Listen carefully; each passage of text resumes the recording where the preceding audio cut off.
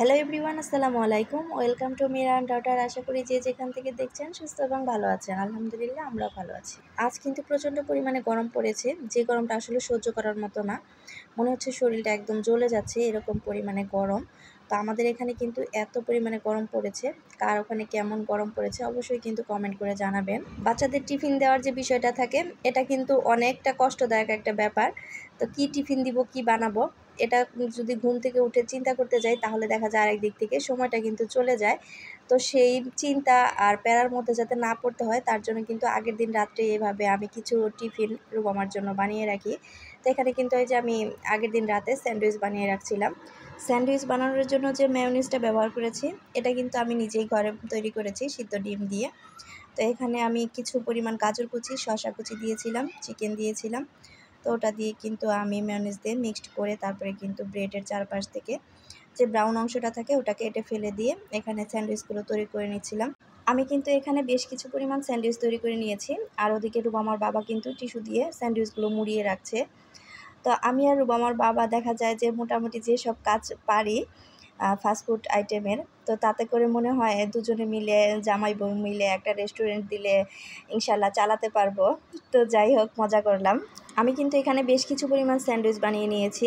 তো আমি যখন রুবামার জন্য এই ধরনের কোনো টিফিন আইটেম তৈরি করি তখন কিন্তু অল্প পরিমাণে করি না, বেশ কিছু পরিমাণে করি, যাতে করে রুবামার বাবাকেও টিফিনটা দিয়ে দিতে পারি। এই স্যান্ডউইচগুলো কিন্তু নর্মাল ফ্রিজে 4 থেকে 5 দিন ভালোভাবেই থাকবে। তো এখানে কিন্তু যার যার বক্সে, টিফিন বক্সে স্যান্ডউইচ উঠিয়ে রেখেছি। তো রুবামার বক্সে রুবামার, আর রুবামার বাবার জন্য আলাদা বক্সে উঠিয়ে রেখেছি। রুবামার বাবা কিন্তু লাঞ্চে খাওয়ার জন্য রুটি, ভাজি, পরোটা বা এই ধরনের স্যান্ডউইচ বা অন্যান্য জাতীয় নুডলস এগুলোই নিয়ে থাকে, ভাতটা নেয় না। তার নাকি ঝামেলা লাগে লাঞ্চে ভাত নিতে, কারণ হচ্ছে ভাত নিতে গেলে দেখা যায় যে 2 রকমের তরকারি ভাজি নিতে হয়, 3টা-4টা বাটি ক্যারি করতে হয়, তার এটাতে অনেক ঝামেলা লাগে। তার জন্য সে এরকম শুকনো খাবারগুলোই নেয় অফিসে। ভিডিওর এই অংশটুকু ছিল রুবামাকে স্কুলে নিয়ে যাওয়ার ভিডিও। তো এখন এই মুহূর্তে যারা আমার ভিডিওতে ক্লিক করেছেন এবং ভিডিওটি দেখা শুরু করেছেন তারা প্লিজ ছোট্ট একটি লাইক দিয়ে আমার ভিডিওটি কন্টিনিউ করবেন। আপনাদের ছোট্ট একটি লাইক করে আমাকে আপনাদের মতো আরও কয়েকজনের কাছে পৌঁছাতে। আর আজকে যারা আমার চ্যানেল নতুন ভিজিট করছেন, আমার ভিডিওর কোথাও কোনো অংশ যদি ভালো লেগে যায় তো প্লিজ আমার চ্যানেলটি সাবস্ক্রাইব করে আমার পাশেই থেকে যাবেন। আর ইতিমধ্যে যারা এই কাজগুলো করে ফেলেছেন তাদেরকে জানাই অসংখ্য ধন্যবাদ। সকাল 6:30টায় রুবামাকে নিয়ে স্কুলের উদ্দেশ্যে বের হয়ে বাসায় ফিরতে ফিরতে দেখা যায় 11:30 বেজে যায়।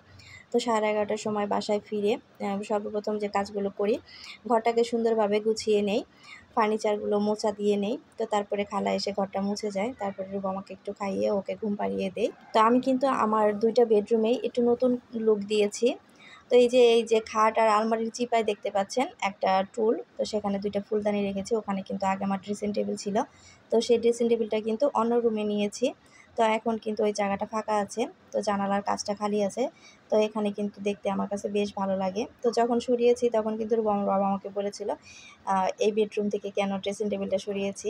তো এই বেডরুমটা একটু বড়, যার কারণে এখানেই দেখা যায় যে ড্রেসিং টেবিলটা আমার বাবার কাছে ভালো লাগতো।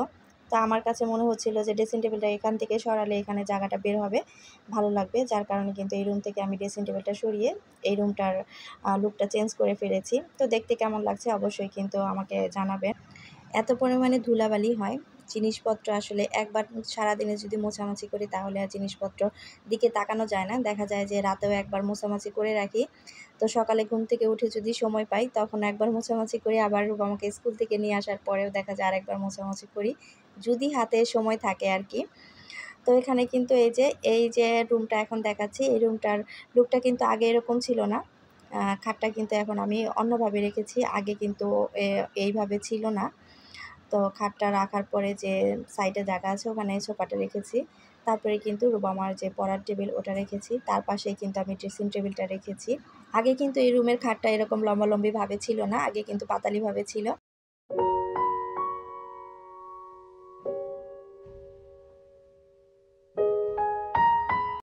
এই পড়ার টেবিলটা কিন্তু ফোল্ডিং করা যায়, যার কারণে কিন্তু খাট আর টেবিলের মাঝখানে বেশ পরিমাণ জায়গা আছে যাতায়াত করার জন্য। আর জিনিসগুলোকে এভাবেই উল্টে পাল্টিয়ে সরিয়ে একটু নতুন করে বেডরুমগুলোকে নতুনভাবে সাজিয়ে নিয়েছি। আর এখানে এই যে কয়েন প্লেটটা দেখতে পাচ্ছেন, এটা কিন্তু আমি গিফট পেয়েছি। তো আপু যে এসেছিল আমার বাসায়, তো আপুর সাথে যখন ঘুরতে গিয়েছিলাম হাতিরঝিলে, তো ওখানে ঘুরতে গিয়ে এই কয়েন প্লেটটা আমার চোখে পড়ে। তো বিভিন্ন জায়গায় কিন্তু এটা আমি কেনার জন্য অনেক চেষ্টা করেছি, কিনতে পারিনি। যতগুলো শোরুম বা এরকম ফুলের যে আর্টিফিশিয়াল ফুলের দোকানগুলো থাকে, কিনতে যেয়ে দামাদামি করে আমি কিন্তু কিনতে পারিনি। সব জায়গায় দেখা যাচ্ছে 200 টাকা, 220 টাকা বা কোনো জায়গায় 250 টাকা এরকম প্রাইজও দেখেছি। যেটা আসলে হাতের জিলে মাত্র 90 টাকা দিয়ে কেনা হয়েছে। আর এই যে 90 টাকা দিয়ে কেনা হয়েছে, এটা কিন্তু আমার টাকা দিয়ে কিনিনি। এই আর্টিফিশিয়াল কয়েন প্ল্যান্টটা কিন্তু আপু আমাকে গিফট করেছে। তো এটা আমি পছন্দ করে হাতে নিয়েছি কিনবো। তো আপু কিন্তু আমাকে টাকা দিতে দেয়নি, আপুই কিন্তু টাকাটা দিয়েছে। আর এরকম একটা কয়েন প্ল্যান্ট কিন্তু আপুর বাসার জন্য কিনে নিয়েছে। গিফট পাওয়া জিনিস দিয়ে ঘরটা সাজিয়ে নিলাম, দেখতে কিন্তু বেশ ভালো লাগছিল। আমার কাছে তো খুবই ভালো লাগছে। প্রত্যেকটা পরিপাটি সাজানো গোছানো সংসারের পিছনে কিন্তু অনেক না বলা লুকানো কষ্ট থাকে, যেগুলো আসলে দেখা যায় না।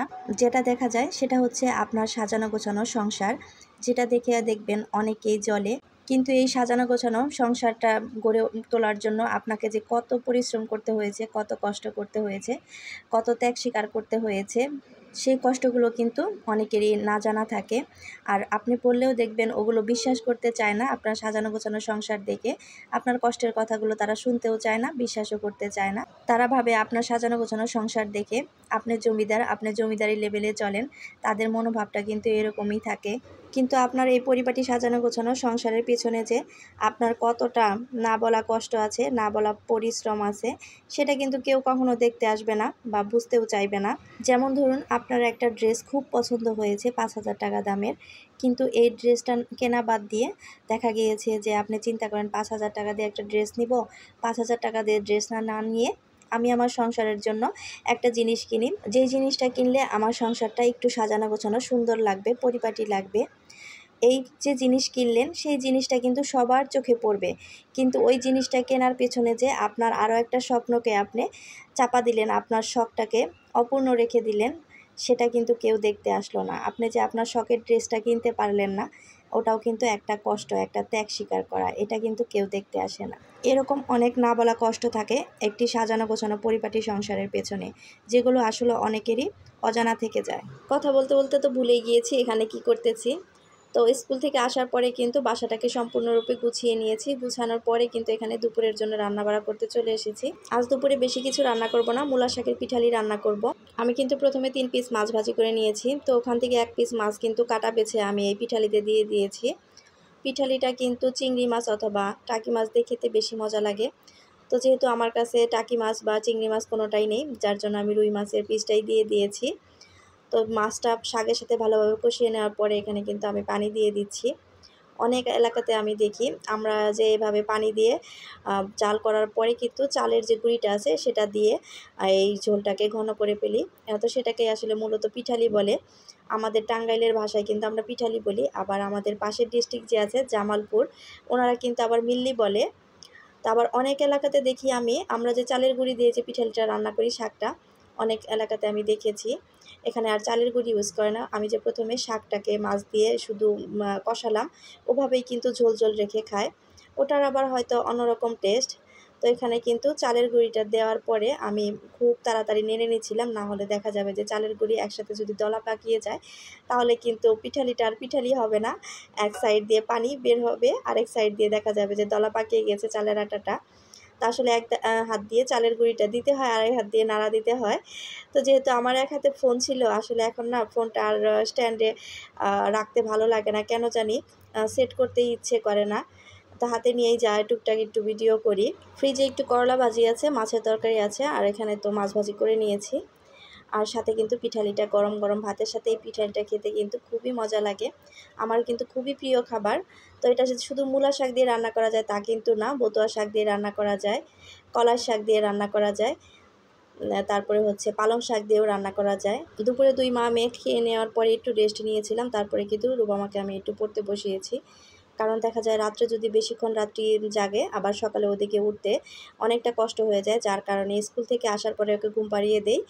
দুপুরে গোসল করার পরে খাওয়ার পরে একটু পড়াশোনাটা করিয়ে, যাতে রাত্রে আর অতটুকু পড়াশোনা না করতে হয়, রাতে যাতে তাড়াতাড়ি শুয়ে পড়তে পারে, যার কারণে একটু পড়াশোনাটা করাই। সবাই রুবামার জন্য দোয়া করবেন, যাতে ও ভালো মানুষের মতো মানুষ হতে পারে, মা বাবার মনের আশা পূর্ণ করতে পারে। আজ কিন্তু ভিডিওটা এই পর্যন্তই রাখবো। সবাই ভালো থাকবেন, সুস্থ থাকবেন, আমাদের জন্য দোয়া করবেন। দেখা হয়ে যাবে নেক্সট কোনো ভিডিওতে। আল্লাহ হাফেজ।